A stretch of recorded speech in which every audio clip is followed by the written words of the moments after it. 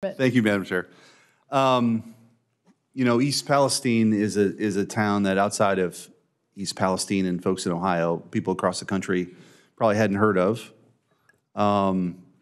before this terrible tragedy. And there's a lot of towns like East Palestine. I know here in Missouri, where I'm from, Garden City, Bolton, Sykeston, Bridgeton, Missouri, where I'm from, a real blue-collar neighborhood.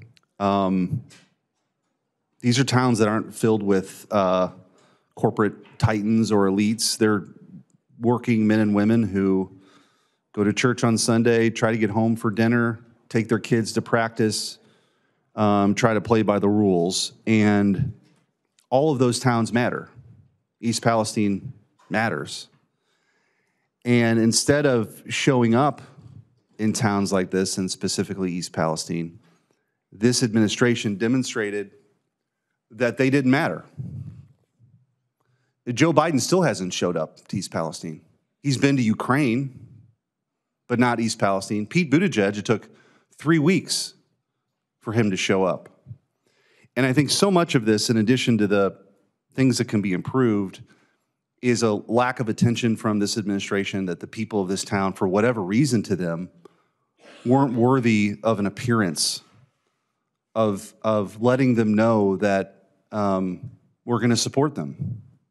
And so I think that one of the reasons, in addition to obviously the toxic chemical spill, that this has become such a big issue, it's demonstrative and shows that this administration is completely out of touch with what I'll refer to as flyover country, places like Missouri, places like Ohio.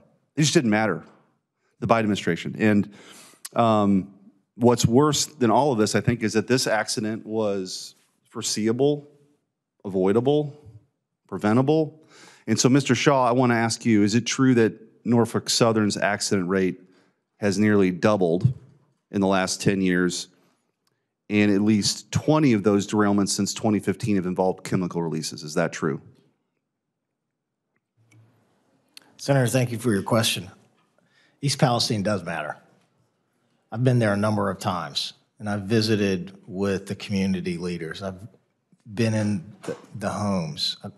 People have invited me to their business. I've been in the schools, and I've committed the full support of Norfolk Southern. I hear you. You've said that, and I have limited time, but my question to you was, has the accident rate doubled in the last decade? Senator, I am not aware of that.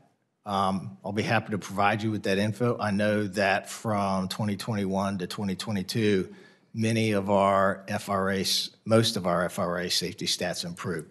We will continue to get better. We are going to learn from this accident, and that's my commitment. Is I will lead Norfolk Southern and the industry to better safety practices. Well, I would hope so, and you know, I think understanding and we're happy to educate you on those statistics that we have at our ready about how the accident rate is doubled, because there's a lot of folks who live close to railroad tracks. I do. And there's a lot of folks wondering what exactly is going to be done to make sure this doesn't happen again, in addition to the things that need to happen to address the concerns at East Palestine. I did want to, with the remaining time that I have,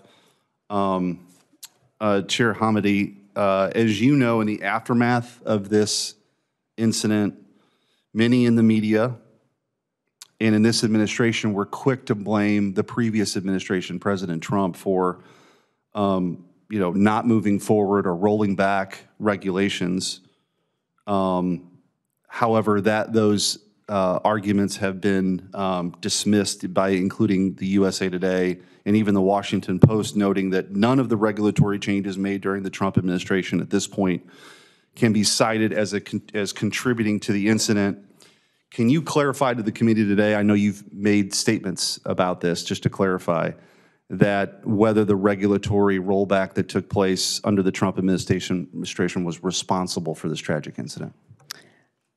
I am not familiar with all of the regulations and actions taken on those regulations from that administration. What I will say is, with my comments were with respect to electronically controlled pneumatic braking. And there were a lot of comments about how that would have prevented this derailment, yeah, I think which is not accurate. Right, that was specifically cited by Pete Buttigieg, who, by the way, is not here again. I point out. I have many questions for Pete Buttigieg, and maybe he's taking more personal time. But this is now, we're few months into this Congress with a lot of serious issues involving the Department of Transportation, including this, and he just has refused to appear. And I think that you were very clear publicly saying that rule would not have impacted this at all. Is that correct? It would not have prevented the derailment. Correct. Yes. Correct. And Madam Chair, I'll yield back the rest of my time, but I do want to mention the obvious, as I just did, that Secretary Buttigieg is not here. He's yet to appear before this committee. And I think it's incredibly disrespectful, not just to this committee, but the American people, that he continues to hide from these disasters that have happened under his watch. Senator Rosen.